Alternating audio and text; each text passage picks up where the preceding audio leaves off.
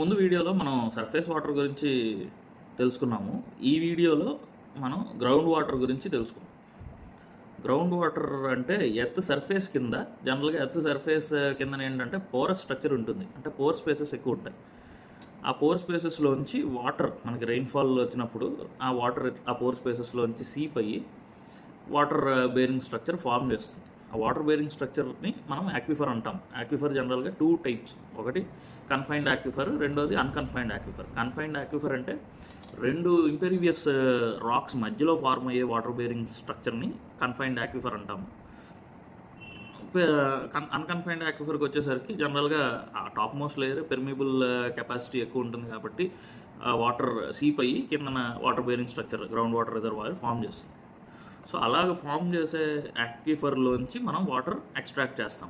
అది using an open well కానీ ఒక బోర్వెల్ కానీ లేచేసి వాటర్ని ఎక్స్ట్రాక్ట్ చేస్తాం. ఎక్స్ట్రాక్ట్ చేసినప్పుడు క్వాంటిటేటివ్ వైజు క్వాలిటేటివ్ వైజు 2 రకాలుగా మనం ఎంత వాటర్ని యూటిలైజ్ చేస్తున్నాం అన్నది ఐడెంటిఫై చేసుకోవాలి. జనరల్గా ఏంటంటే సాయిల్ స్ట్రాటాలో న్యాచురల్ డిపాజిషన్స్ ఉంటాయి. ఆర్సెనిక్ కానీ, ఫ్లోరైడ్ కానీ, లేకపోతే ఒక కాల్షియము, మెగ్నీషియము, సోడియము, ఇలాగా న్యాచురల్ డిపాజిట్స్ ఉంటాయి. ఇవన్నీ డిజాల్వ్డ్ స్టేట్లో మనకి గ్రౌండ్ వాటర్ని ఎక్స్ట్రాక్ట్ చేస్తున్నప్పుడు అవి అవైలబుల్గా కనిపిస్తాయి క్వాలిటీ అసెస్ చేసినప్పుడు. అలాగే ఆర్టిఫిషియల్గా హ్యూమన్ ఇంటర్వెన్షన్ వల్ల ఇండస్ట్రియల్ కెమికల్స్ కానీ, అగ్రికల్చరల్ రన్ ఆఫ్ కానీ సీప్ అయ్యి గ్రౌండ్ వాటర్ని కంటామినేట్ చేసే అవకాశం ఉంది. సో క్వాలిటేటివ్ వైజ్ జనరల్గా దొరికే గ్రౌండ్ వాటర్ మనకి డొమెస్టిక్ పర్పస్కి కానీ, డ్రింకింగ్ పర్పస్కి కానీ సూటబుల్గానే ఉంటుంది.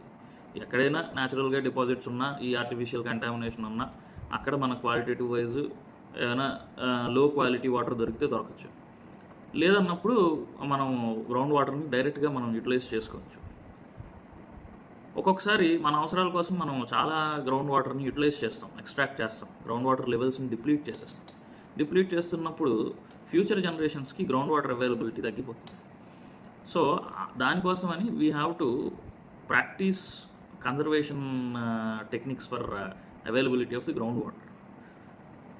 కన్జర్వేషన్ టెక్నిక్స్ అంటే జనరల్గా to reduce the depletion of the ground water and also మనకి రీఛార్జింగ్ కెపాసిటీని ఇంక్రీజ్ చేసుకోవాలి.